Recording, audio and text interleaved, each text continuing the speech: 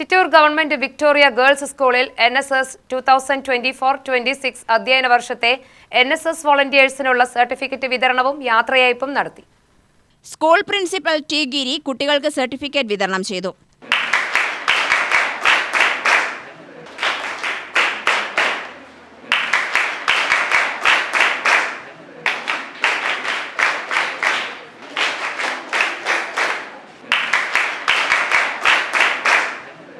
NSS കുട്ടികൾ എങ്ങനെ work ചെയ്യണം, എന്തെല്ലാമാണ് ചെയ്യേണ്ടത്, അത് സമൂഹത്തിൽ എങ്ങനെ ഇന്ററാക്ട് ചെയ്യണം എന്നതിനെ കുറിച്ചൊക്കെ 2 വർഷമായിട്ട് പഠിപ്പിച്ചു തന്ന, പ്രയത്നിച്ച എല്ലാ സെക്കൻഡ് ഇയേഴ്സ് പാസ് ഔട്ടിനും അതിലെ വിക്ടോറിയ ഗേൾസ് ഹയർ സെക്കൻഡറിയുടെ പേരിലുള്ള അഭിനന്ദനങ്ങൾ അറിയിക്കുന്നു.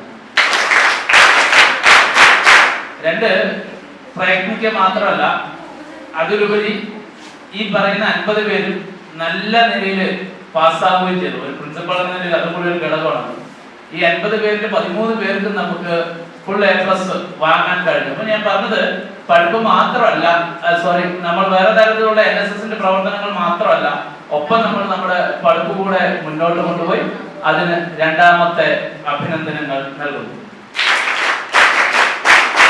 ഓക്കെ, ഇനി ജീവിതത്തിൽ അല്ലെങ്കിൽ നമ്മൾ ഈ 2 വർഷം കൊണ്ട് എനിക്ക് തോന്നുന്നു നമ്മുടെ എല്ലാ മക്കളും വളരെയധികം ഇംപ്രൂവ്ഡ് ആയെന്നാണ് തോന്നുന്നു. ഓക്കെ, ഒരു ഇന്ററാക്ഷൻ നേരത്തെ പറഞ്ഞവരൊക്കെ മനസ്സിലായി. ഒരു സ്റ്റേജിന്റെ മുമ്പിൽ വന്നാൽ ഇപ്പൊ ഞങ്ങൾക്ക് പേടിയില്ല എന്ന് പറയുന്ന ഒരു അവസ്ഥ.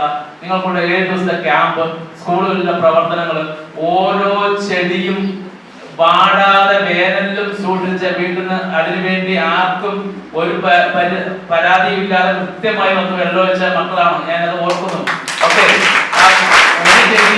നശിച്ചിട്ടില്ല. ഓക്കെ, അതിനെല്ലാം എല്ലാവിധ അഭിനന്ദനങ്ങളും ഉണ്ട്. NSS കൊണ്ട് കുട്ടികൾക്കുണ്ടായ നേട്ടങ്ങളും അനുഭവങ്ങളും കുട്ടികൾ പങ്കുവച്ചു.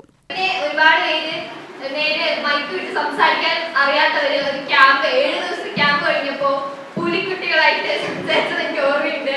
അഭിനയൊക്കെയാണ് ശരിക്കും നല്ല ചെയ്തിട്ടുണ്ടായി 7 ദിവസത്തെ ക്യാമ്പില്.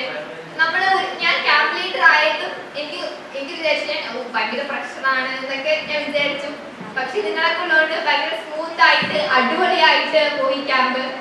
പരിപാടിയിൽ NSS programme officer K. Sindhu, അധ്യാപകരായ റാഫിയ, ഷിജ, സുജിത, NSS ലീഡർമാരായ ഗായത്രി സുബിൻ, ഏഞ്ചലിൻ തുടങ്ങിയവർ സംസാരിച്ചു. UTV news, Palakkad.